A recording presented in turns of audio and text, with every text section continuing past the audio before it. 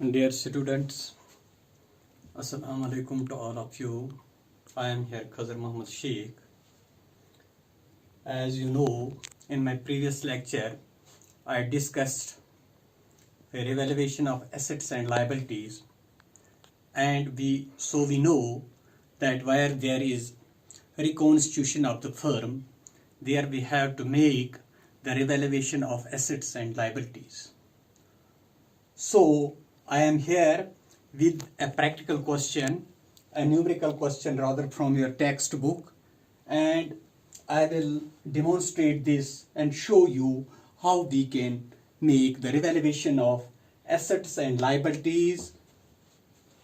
तो यहाँ पर जो ये है, यहाँ पर न्यूमेरिकल क्वेश्चन एक है, इसमें से यहाँ पर change in profit sharing ratio होता है. 3 partners are there, A B और सी. ये प्रॉफिट और लॉसेस शेयर करते थे इन द रेशियो ऑफ 2:2:1. और 1/4/2010 decided to share profits and losses equally. इन्होंने कहा कि हम चेंज करेंगे प्रॉफिट एंड लॉसेस शेयरिंग में, और अब वो इक्वली ये शेयर करेंगे. तो इस मौके पर बैलेंस शीट जो है as at 31 March 2010 is as under. तो यहाँ पर लाइबिलिटीज दी हुई हैं. सन्ड्री क्रेडिटर्स 10,000 हैं, कैपिटल ए की 5,000, बी की 6,000, 7,000 और टोटल कैपिटल जो है 18,000 है. यहाँ पर हम देखेंगे कि एसेट्स जो हैं, cash 2,000, bank 3,000, debtors 8,000, stock 5,000 and machinery 10,000. It was decided to revalue assets and liabilities as under. जब change in profit sharing ratio हुआ तो दे एग्रीड, उन्होंने डिसाइड किया कि स्टॉक जो है उसका रिवैल्यू होता है 6,000 और मशीनरी का रिवैल्यू होता है 12,000, और यहाँ पर सन्ड्री क्रेडिटर्स जो हैं वो उनका वैल्यू जो है 9,000 है. तो इस मौके पर हमें एक रिवैल्यूएशन अकाउंट प्रिपेयर करना है, पार्टनर्स कैपिटल अकाउंट और बैलेंस शीट रिकॉन्स्टिट्यूटेड फर्म का. तो जैसे मैंने कहा कि रिकॉन्स्टिट्यूशन पर हम ये बनाते हैं, रिवैल्यूएशन ऑफ एसेट्स और लायबिलिटीज किया जाता है. तो पहले जब हम यहाँ पर रिवैल्यूएशन अकाउंट बनाएंगे तो रिवैल्यूएशन अकाउंट में हम देखेंगे कि जो इनकम है वो हम क्रेडिट साइड में ट्रांसफर करेंगे, और अगर कहीं पे इस रिवैल्यूएशन में एसेट्स का कम कीमत हुआ है तो हम डेबिट साइड में वो दिखाएंगे. तो इसी तरह से ये ऑलरेडी आपके साथ डिस्कस हो चुका है.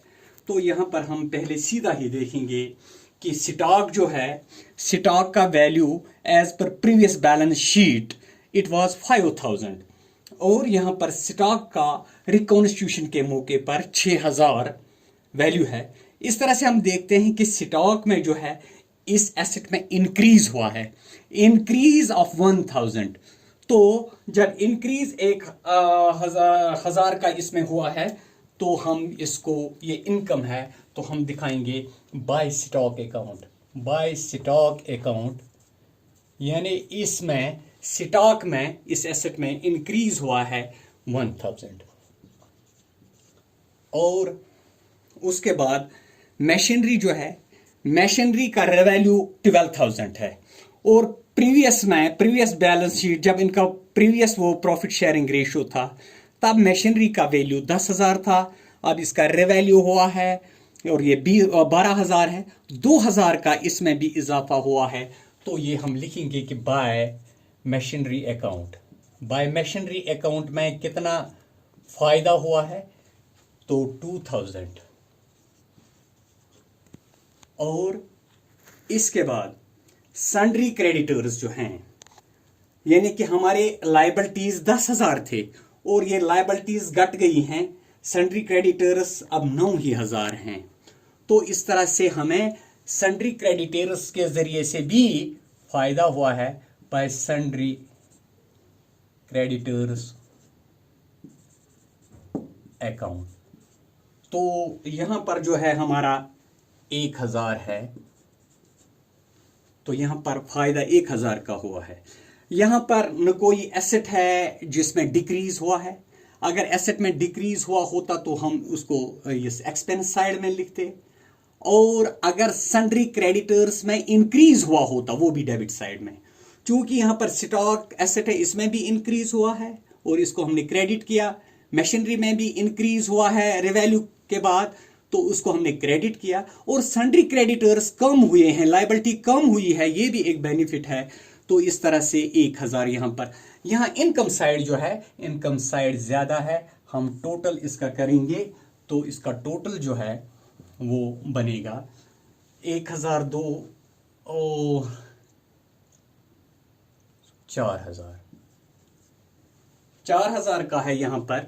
तो इस तरह से अब ये 4000 जो है ये बेनिफिट है, ये ओल्ड पार्टनर्स को in their old profit sharing ratio में ट्रांसफर होगा।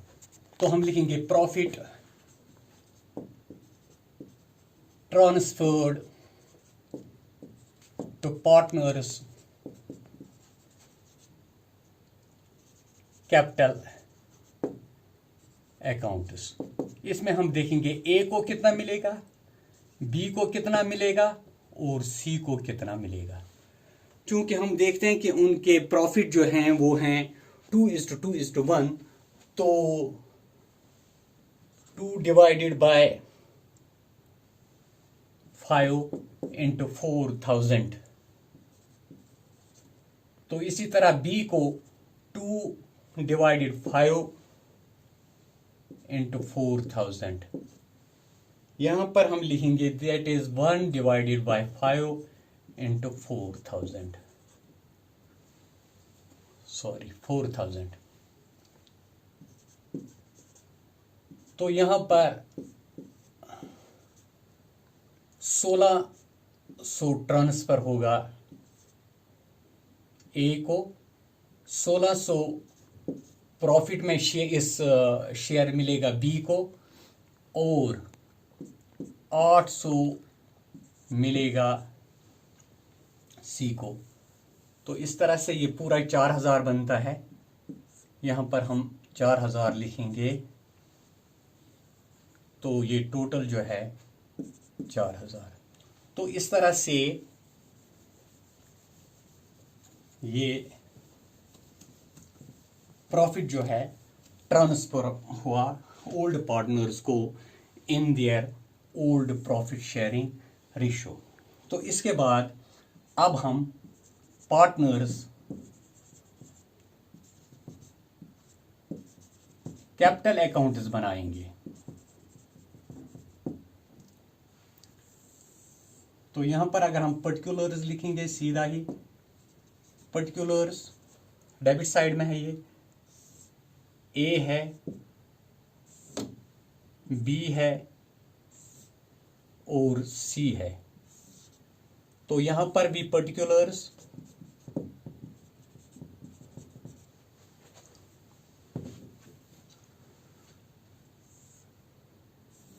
ए है,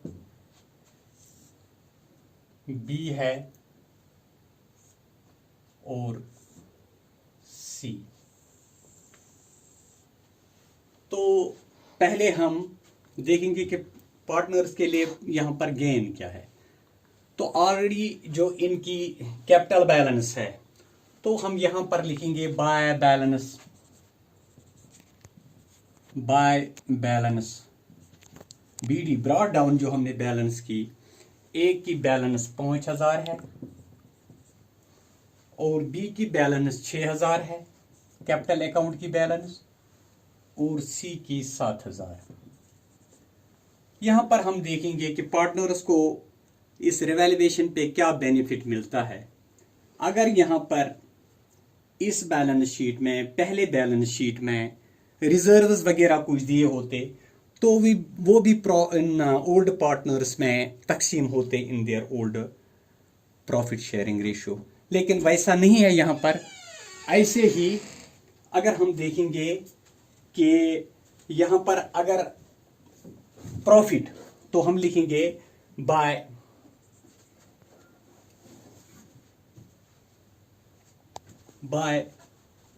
रिवैल्यूएशन अकाउंट, ये रिवैल्यूएशन अकाउंट क्या है, ये प्रॉफिट है।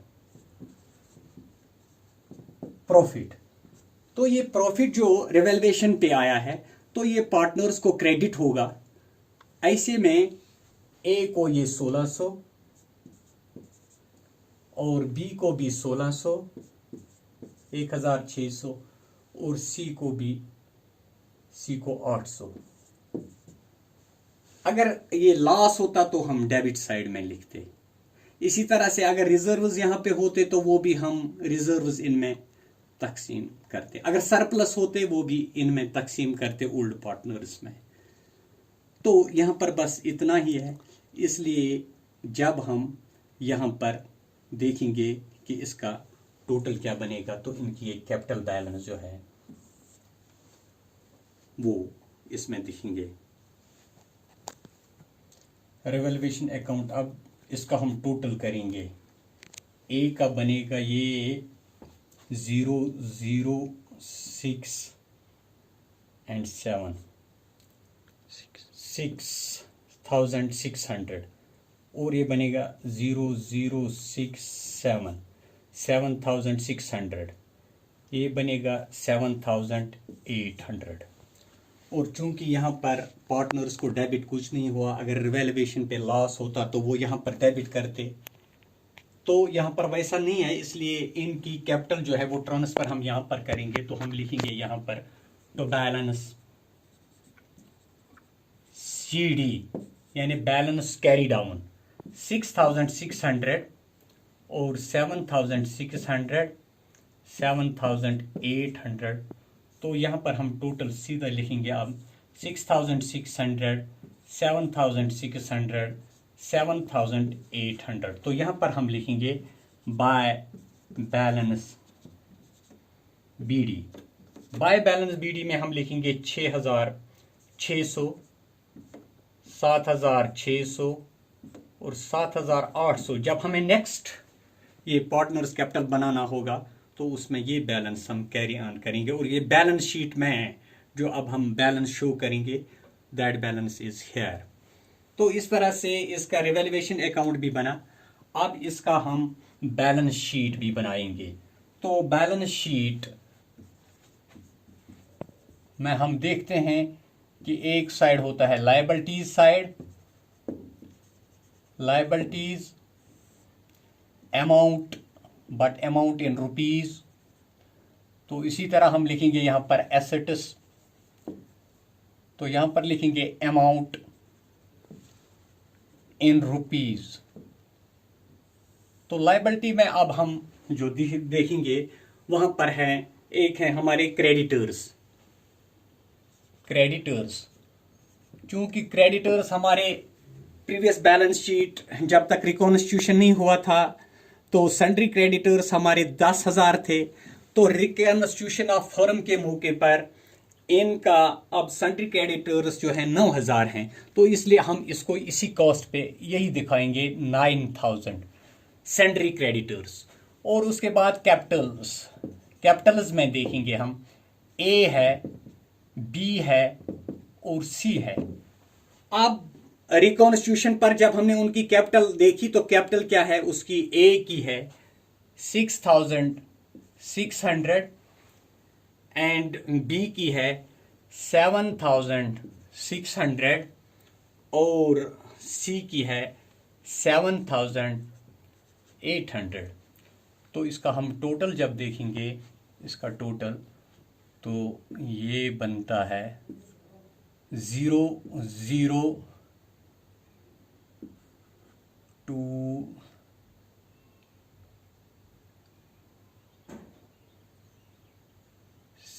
8 और 6 12 और 8 29 22,000। 0 0 6 and 6 12 और 8 20 2 8। एसेट्स जब हम देखेंगे एसेट्स, तो एसेट्स में हम देखेंगे कि एसेट्स हमारे क्या हैं। कैश जो है वो कैश 2,000 है और इसी तरह बैंक, इसमें कोई फर्क रिकॉन्स्टिट्यूशन पे नहीं हुआ है, बैंक 3,000 है और डेटर्स में भी no change, debtors no change there, तो डेटर्स हम लिखेंगे 8000। और यहाँ पर जो हमारा स्टॉक है 5000, लेकिन उसका रिवैल्यू 6000 है, तो हम लिखेंगे stock 6000 stock. And then machinery का 10,000 प्रीवियस में था, तो यहाँ पर इसका रिवैल्यू 12,000 है, तो हम लिखेंगे मशीनरी 12,000। तो अब इसका हम टोटल देखेंगे 31,000। डियर स्टूडेंट्स, हमें यहाँ पर जो change in profit sharing ratio हुआ, तो यहाँ पर हमें प्रॉफिट शेयरिंग रेशियो में हमें सैक्रिफाइसिंग रेशियो भी मालूम करना पड़ता है, उसको भी हमें कैलकुलेट करना पड़ता है। लेकिन वो हमें अगर यहाँ पे गुडविल होता तो गुडविल के लिए तो वो उसका कैलकुलेशन ज़रूरी था, लेकिन फिर भी वर्किंग नोट में आपको वो जो है change in profit sharing ratio जो हुआ है, इसमें सैक्रिफाइसिंग रेशियो हम यहाँ पर देखेंगे। सैक्रिफाइसिंग रेशियो के बारे में आप जानते हैं, ओल्ड माइनस न्यू। तो जहाँ तक ए का ताल्लुक है, ए का ओल्ड था 2/5 माइनस, और न्यू जो है वो इक्वली शेयर करते हैं 1/3। तो यहाँ पर अगर हम देखेंगे कि डिनोमिनेटर्स सेम नहीं है, डिफरेंट हैं, तो इसका क्रॉस मल्टीप्लिकेशन के ज़रिए से हम देखेंगे 3 2 6 and 6 minus 5 1 is 5, that is 1/15। ऐसे हम जब b का देखेंगे तो उसमें भी हम 2/5 माइनस 1/3, क्योंकि उसका भी है 2/5। तो यहाँ पर हमें और 5 into 3, that is 3 2 6 minus 5 1 is 5, that is 1/15। तो C जब हम देखेंगे, C का ओल्ड रेशियो था 1/5 माइनस न्यू उसका है 1/3। तो यहाँ पर अब हम देखेंगे कि 15 जो है 3 1 is 3 minus 5, that is -2/15। यहाँ पर ये गेनिंग है, गेनिंग पार्टनर, और ये दोनों जो हैं सेक्रीफाइसिंग पार्टनर है। 1/15 इसने एस का गेन किया है, और 1/15 इसने इस बी का सी ने गेन किया है। तो ऐसे ही इसका 2/15 न्यू शेयर बनता है। तो ये गेनिंग पार्टनर है, तो ए और बी दोनों इसमें सेक्रीफाइसिंग पार्टनर हैं। अगर इसके में गुडविल की बात भी होती, तो गुडविल जो है वो जब हम कैलकुलेट करते तो उसमें हम सी का शेयर देखते, और वो सी का शेयर ए और बी को हम उनमें तकसीम करते एज पर their sacrificing ratio, that is इन्होंने इक्वली सेक्रीफाइस किया है, तो वो इनको ये क्रेडिट किया जाता है ए और डी को। लेकिन इस क्वेश्चन में गुडविल के हवाले से कोई बात नहीं थी, फिर भी मैंने आपकी ये सहूलियत के लिए, ये जानने के लिए कि कैसे सेक्रीफाइसिंग रेशियो को कैलकुलेट करना पड़ता है, कि अगर हमें कहीं पे इसकी भी ज़रूरत महसूस हो, तो वो मैंने यहाँ पर आपके लिए ये ऐसे इसको यहाँ पे वर्किंग नोट में लिखा कि सेक्रीफाइसिंग रेशियो हम कैसे कैलकुलेट कर सकते हैं। Dear students, thank you here in this session. Inshallah next by tomorrow. Thank you.